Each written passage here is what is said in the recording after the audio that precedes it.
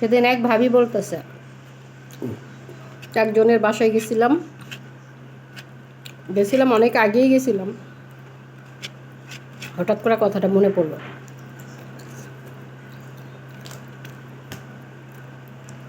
ওই ভাবি বলতেছে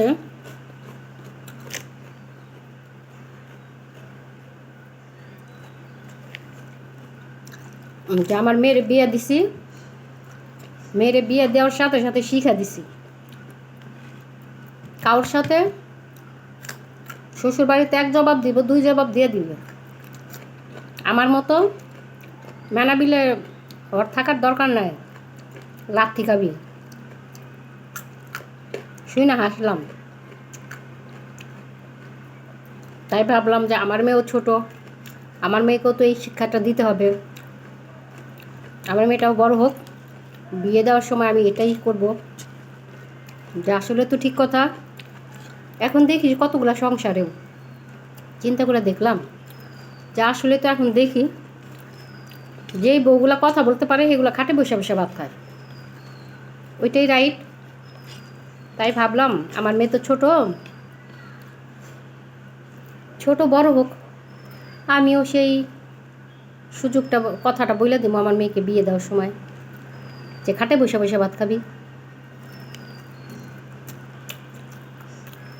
তাহলে জামাইরে হাত করবি,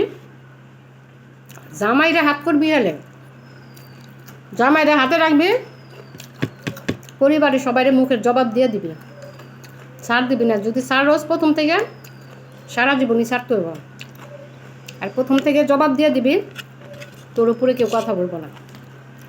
এত বড় কথা আসলে তো মাথায় আমি চিন্তা করলাম যা ঠিক কথা বলছে। জানেন না ভাবি, আমি অনেক কথা শুনছি, অনেক অত্যাচার, এখনও অত্যাচার আমার সহ্য করতে হইতেছে। এই জন্য মেয়েরে বিয়ার আগে বইলা দিছি, বিয়ে দেওয়ার সময় বইলা দিছি আগে যে আমার মতো পাড়া খাবি না, একটা পাড়া খাবি 10টা পাড়া দিয়ে নিবি, জামাইরে খালি হাত করবি। আমার মাথায় ঠিক বুদ্ধিটা আসলেই ভালো।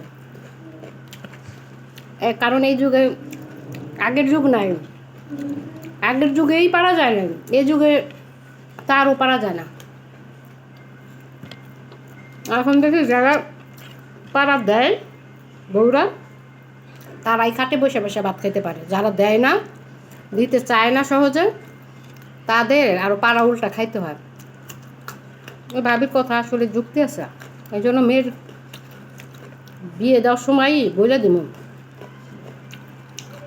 মেয়ের তো অভাব নাই, গোষ্ঠীর মধ্যে কত মেয়ে, ওই ভাই বোনের মেয়ে তো আমারই মেয়ে, আমার নয় মেয়ে নাই, কিন্তু ভাই বোনের মেয়ে তো আমারই মেয়ে। ওগুলারে বলছে যে শিখা দেব, যে রাজা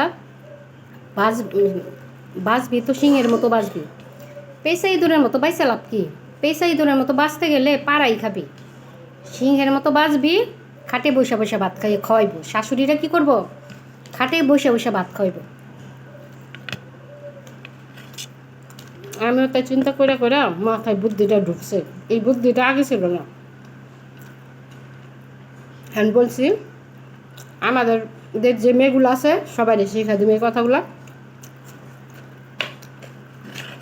আগে দেখবি শ্বশুর শাশুড়ি কেমন, যদি খারাপ হয় পাড়ায় একটার পর একটা পাড়া দিতে থাকবে,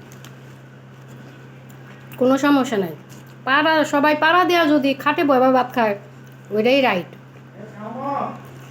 এই যুগে ওইটাই রাইট।